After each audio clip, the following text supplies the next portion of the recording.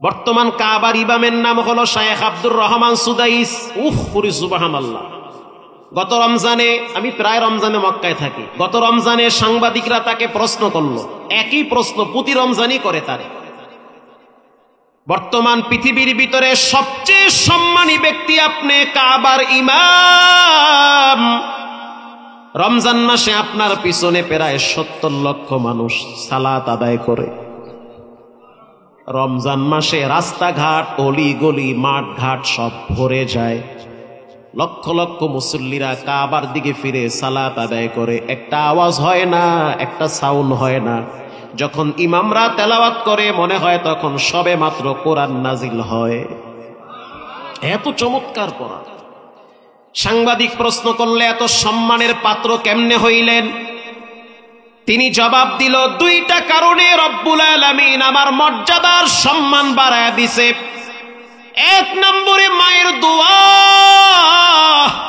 2 নম্বরে কোরআনের বরকত। 1 নম্বরে মায়ের দোয়া কেমনে? বলে আমি যখন ছোট ছিলাম, মাত্র 9 বছর বয়সে আমার বাবা আমারে মাদ্রাসায় ভর্তি করছে। আমার কণ্ঠটা চিকন কণ্ঠ, মায়াবী কণ্ঠ। আমার আব্বা ব্যবসায়ী মানুষ, বাড়ি হলো দাম্মামে। মক্কার থেকে প্রায় 12 থেকে 1400 কিলোমিটার দূর হলো দাম্মাম। ওখানে আমার বাড়ি, গ্রামের বাড়ি, ওখানে বসবাস করি। আমার আব্বা সিদ্ধান্ত নিল, যেহেতু আমার অনেকগুলো ছেলে মেয়ে, ছোট ছেলে এর নাম রাখছে আব্দুর রহমান। আল্লাহর কাছে সবচেয়ে দামি 2টা নাম, একটা হলো আব্দুর রহমান আর একটা হলো আব্দুল্লাহ। বাবাই সিদ্ধান্ত নিল সন্তানটারে মাদ্রাসায় দাও, দিয়ে দিছে মাদ্রাসায়। মাত্র কয়েক পারা মুখস্থ করছি, এর মধ্যেই সংবাদ পাইলাম আমার আব্বা অসুস্থ হয়ে গেছে। বাপ যদি অসুস্থ হয়, সন্তান যদি ছোট থাকে, তখন বেশি কষ্ট ছেলের চেয়ে বাবার লাগে। বাবাই যখন বুঝতে পারছে আমার হায়াতের জিন্দেগি বুঝি সমাপ্তি হয়ে যাচ্ছে, বাবাই যখন বুঝতে পারলো আমার হায়াতের সূর্য বুঝি লাল হয়ে গেছে, তখন সন্তানকে পাশে ডাইকা সন্তানের মাথায় হাত বুলাইয়া দিয়ে বলেছে, সন্তান, আমি তো পাক্কা নিয়ত করছি তোমারে কোরআনের হাফেজ বানাবো। দুনিয়ায় যত সম্পদ আল্লাহ আমাকে দিয়েছে তুচ্ছ মনে হয়, যদি তুমি হাফেজ হইতে পারো অন্তত পক্ষে কোরআনের কিছু নেকি আমার কবরে যাবে। বাবার অনেক বড় আশা, বাবায় মারা গেল। আব্দুর রহমান সুদাইসি বলতে আছে, কিছুদিন পর আমি 30 পারা কোরআন মুখস্থ করলাম।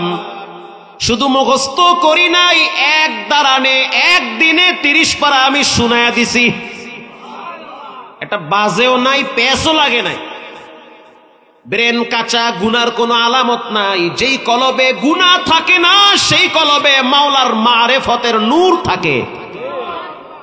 গুনাহমুক্ত কলব, বাচ্চা মানুষ পাপ করে না। মোবাইলের গুনাহ নাই, টিকটকের গুনাহ নাই, পাবজি ফ্রি ফায়ারের কোনো পাপ নাই।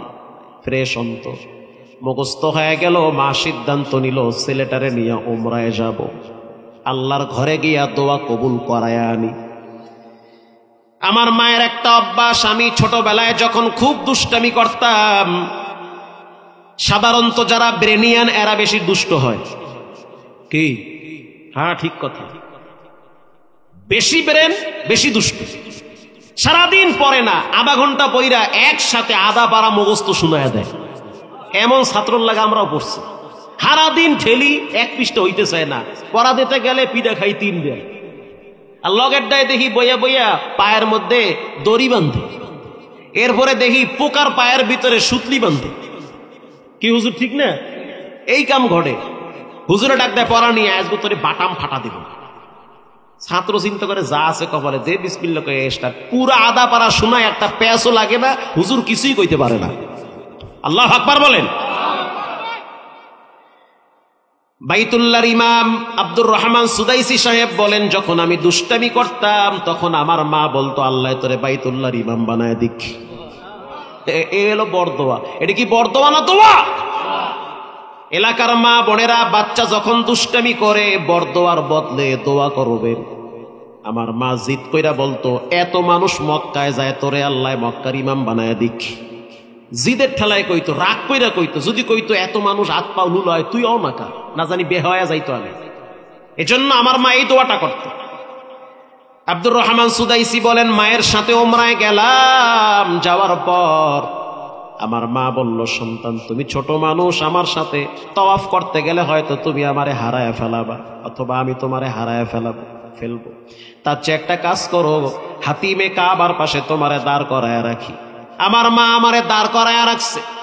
যখন আমাকে দাঁড় করায় রাখলো, আমি তাকাইয়া দেখলাম আমার মা বাইতুল্লাহর চতুর্দিকে লাব্বাইকের আওয়াজ দেয়।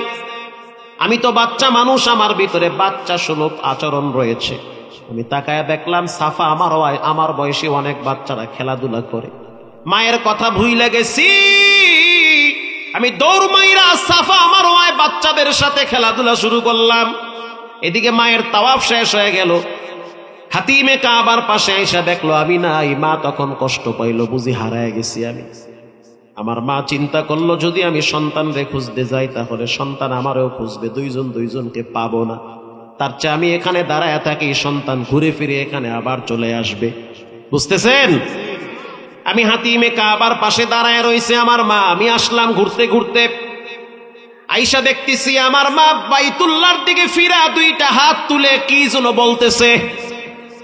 লক্ষ লক্ষ মানুষ কাবার সামনে দাঁড়াইয়া চোখের পানি ছেড়ে আল্লাহর দরবারে দোয়া করে। আমি তাকায় দেখলাম আমার মা দুইটা হাত তুলে বাচ্চাদের মতো জোরে কাঁদতেছে। আমি তখন আমার মায়ের পিছনে দাঁড়াইলাম। যখন দাঁড়াইলাম বুঝতে পারতেছি মা যেন কি বলতেছে। আমি আস্তে করে কান লাগায় শুনতেছি আমার মা বলতে আছে, মালিক, কিছুদিন আগে স্বামী হারাইছি, কলিজার টুকরা সন্তানটারেও হারাইছি, আজ আমার কষ্টের কোনো শেষ নাই। হাজার হাজার মুসল্লি হারাইতে পারে, মাগার ইমাম তো হারায় না। যেহেতু আমার সন্তান আমি হারায় ফেলাইছি, কষ্ট পাইছি, আমি তো হাফেজে কোরআনের মা। ও মালিক, আমি তো নিয়ত করছি যে আমার সন্তানটারে হাফেজ বানাবো। হাফেজ তো হয়ে গেছে, ওর বাবার আশা পূরণ হয়ে গেছে। এখন যেহেতু সন্তান হারাইছি, তার চাইতে তুমি আমার আব্দুর রহমানকে কাবার ইমাম বানায় দাও। ইমাম হইলে তো আর হারায়া যাবে না। আরে মা তো মাই, কত নিয়ে দোয়া করে। মায়ের আবেগ মাখা কণ্ঠে দোয়া করতে আছে, আল্লাহ তুমি আমার সন্তানটারে কাবার ইমাম বানায় দাও। আব্দুর রহমান সুদাইসি সাহেব কথা বলতেছে, আর তাকায়া দেখলাম তার চোখের পানি বায়া বায়া, দাড়ি ভিজে, জামা ভিজে। আর বলে, পৃথিবীর মানুষ যদি ইজ্জত আর সম্মান চাও, মায়ের কাছে বেশি বেশি দোয়া নাও। তোমার সম্মানের পাত্র হলো তোমার মা। যার মা বাবা বেঁচে নাই, ঘরের দরওয়াজায় গিয়ে দেখবেন ডাক দিলে কেউ আর সাড়া দিবে না। যতদিন মা ছিল ডাক দিছেন, একবার দেওয়ার সাথে সাথে দরজা খুইলা বলতো, বাজান তুই বুঝি কিছু খাও নাই, তোর চেহারা শুকায় গেছে, বুঝছি, গোসল কর, খাবার খা, তুই বুঝি ঔষধ খাও নাই। এই কথাগুলা মায়ের সবচেয়ে বেশি বলতো। যার আব্বা নাই সে বুঝে মাথার উপরে ছায়া নাই। যার আব্বা আম্মা দুনিয়াতে নাই সে বুঝে মা বাবার কি মায়া। কত মাদ্রাসায় গিয়া দেখি ছোট ছোট বাচ্চারা মা বাবা হারা এতিম হয়ে যায়। এমন মাদ্রাসায় দেখছি ফজরের টাইমে মসজিদের কোনায় ছোট মানুষ, বাচ্চা মানুষ গুনগুনায় একা একা কাঁদে, চোখের পানিতে কোরআনের পৃষ্ঠা ভিজতেছে। কেন কাঁদো? বলে চাচায় মাদ্রাসায় দিয়ে গেছে, বাপ যদি থাকতো তাহলে বছরে একবার হইল খবর নিত। এজন্য চাচায় রাইখা গেছে, খবরও নেয় না। কত ঈদ আইলো আর গেল, একটা বারের জন্য উকি মেরেও দেখে না যে আমার সন্তানটা কেমন আছে।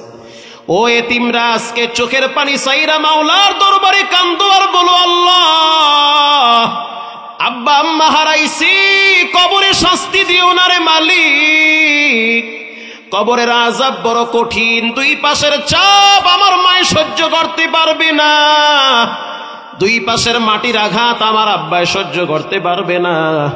রাসূল বলেছেন, ক্বালা হুমা জান্নাতুকা ওয়া নারুকা, মা বাবা জান্নাত, মা বাবা তোমার জন্য জাহান্নাম। যার আব্বা আম্মা বুড়া বুড়ি হয়ে গেছে, ভাষা নষ্ট হয়ে গেছে, কণ্ঠের আওয়াজ ছোট হয়ে গেছে, চামড়া গেছে একেবারে দুর্বল হইয়া, ওই বুড়া বাবার পাশে বৈশা দোয়া নাও, জীবনে অনেক দামি হইতে পারবা।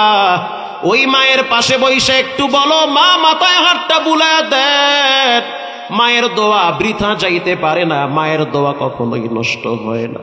আমার নবীও মাঝে মাঝে চোখের পানি ছেড়ে কাঁদতো আর বলতো, আমি তো আমিনার সন্তান, আমি আমার মায়েরে হারাইছি। মাঝে মাঝে মায়ের কবরের পাশে দাঁড়ায়, অজর দাঁড়ায়, নবী চোখের পানি ছেড়ে কাঁদতো। আবু হুরায়রা বলে, ওগো আল্লাহর হাবিব, আপনার চোখেও পানি? বলে, আমিও তো একটা মায়ের সন্তান, মায়ের ভালোবাসা আমার কলিজার ভিতরে আছে, মায়ের বেশি দিন আমি পাই নাই। ও এলাকার মানুষ, এলাকার যুবক, যদি সম্মানী হইতে চাও মা বাবার সাথে সৎ ব্যবহার করো। যার আব্বা আম্মা নাই, গোপনে 2 রাকাত নামাজ পড়া চোখের পানি ছেড়ে কাঁদো, আর কবরের পাশে দাঁড়াইয়া বলো, রব্বির হামহুমা কামা রব্বায়ানি সগীরা, রব্বির হামহুমা কামা রব্বায়ানি সগীরা। মায়ের কষ্টের দিনে তুমি ছিলা, আজকে তোমার সুখের দিন। মা ঘরে নাই, আজকে তোমার ঘরে ফ্রিজ বোঝাই করা মাছ গোস্ত মায়ে থাকলে ব্যবহার করত। মা এখন নাই, ছেলে মেয়ে খায়, তারপরও শুকরিয়া আদায় করে না। এলাকার যুবক ভাইয়েরা, মুরব্বী বাবারা, রবের দরবারে দোয়া করো, আব্বাকে মাকে যেন আল্লাহ মাফ করে দেয়, তাদের কবরের আযাব যেন আল্লাহ ক্ষমা করে দেয়। পুরা প্যান্ডেলের ভিতরে অনেক মায়ের সন্তান আছেন যারা মা বাবা হারাইছেন। আপনাদের পাশে একটা মাদ্রাসা, মসজিদ, আপনাদের মহল্লার গৌরব। আমি আসার পরে শুনলাম প্রায় 180-র মতো ছাত্র আছে। আল্লাহু আকবার বলেন। 6 থেকে 7 জন ওস্তাদ আছে।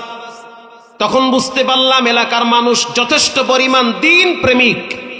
এদের অন্তরের ভিতরে মাদ্রাসা মসজিদের প্রতি ভালোবাসা আছে। এখানে আমি কিছু আল্লাহর বান্দা চাই যে, হুজুর, আমি মসজিদ মাদ্রাসার জন্য কিছু অর্থ ব্যয় করলাম। রাসূল বলেছেন, মা বাবার জন্য ব্যয় করো, ঠকবা না, আর এক জায়গা থেকে রব ঢেলে দিবে।